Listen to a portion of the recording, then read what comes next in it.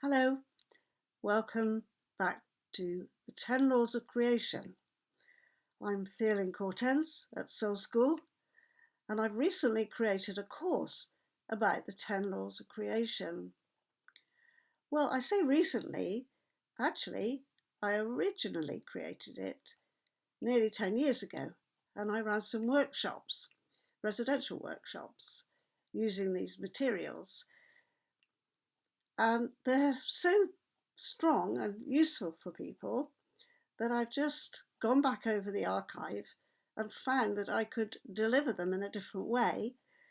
So they will be a Zoom class and audios and guided journeys coming through your email box over 10 weeks.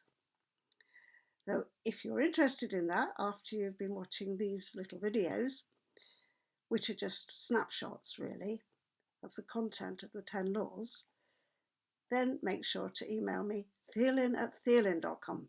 And remember, I always make my classes quite small because I like to give people lots of personal attention. So if you are keen, get in touch with me quickly and sign up.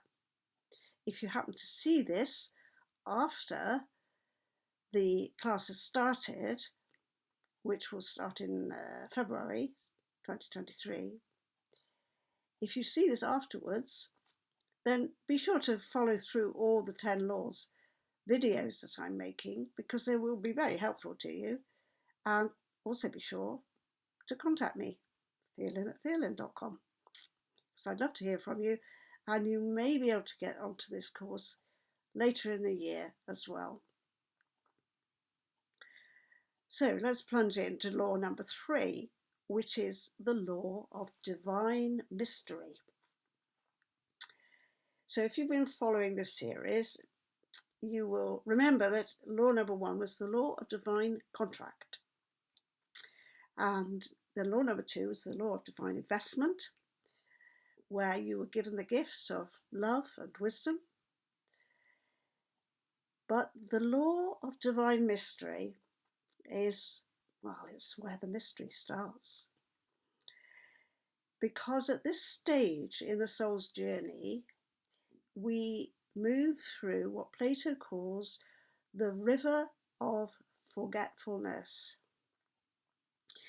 Now, this is a liminal space where the soul is coming through into its humanity, and partly, I believe, because at that point the new human has not learned how to speak, hasn't learned how to articulate or put into words what it knows. I think that's part of the reason that we forget. The river Lethe is where we forget. We're coming from that divine space and we're coming into incarnation, and oh dear, some of that is a bit misty. What are we doing here? Who are these people who are our parents? What is this situation I'm in? Doesn't look very wonderful. Or maybe it's full of joy. But at that point, you may well have completely forgotten your purpose.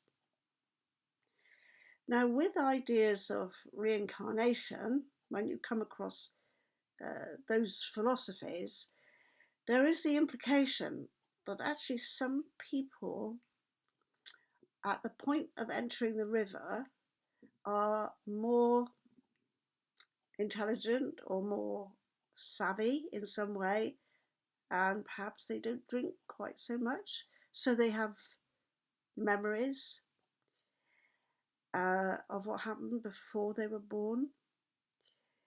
But that's a puzzle, and we can't actually put any particular structure around it as an idea because we don't know enough.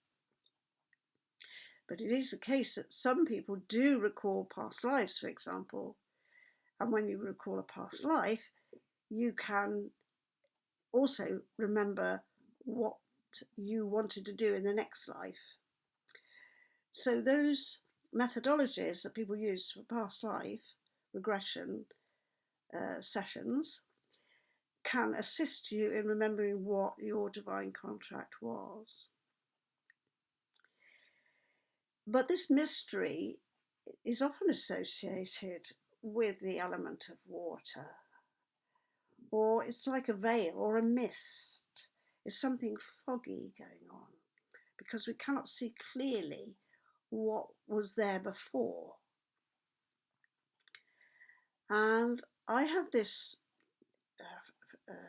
phrase I use, a crystal sea, because I've experienced this and I've come across this phrase being used many years ago in a Christian hymn, that the soul go over the crystal sea. And this vibration of light that we enter into when we move between the worlds, that we can enter into, can actually be quite crisp and not necessarily totally foggy. But in order to get to that stage, it's useful to be a meditator.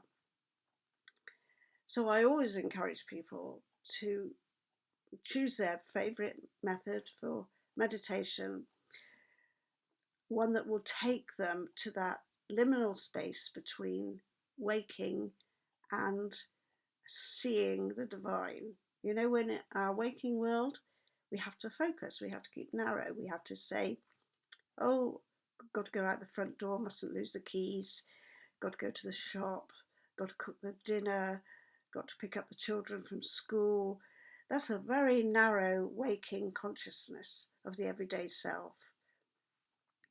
But in meditation, when the everyday self allows all those anxieties and mental activities to settle down, then we contact the divine within, and we can experience it as a vibrating field of light, or sometimes in this crystalline way, or sometimes a kind of golden, honey-like arena which is flowing. There are different experiences for this stage. But what we are saying in the creative process is that we make the contract, we accept the resources, and then because we've got to come into the world, we come through this mysterious arena when we're likely to forget things.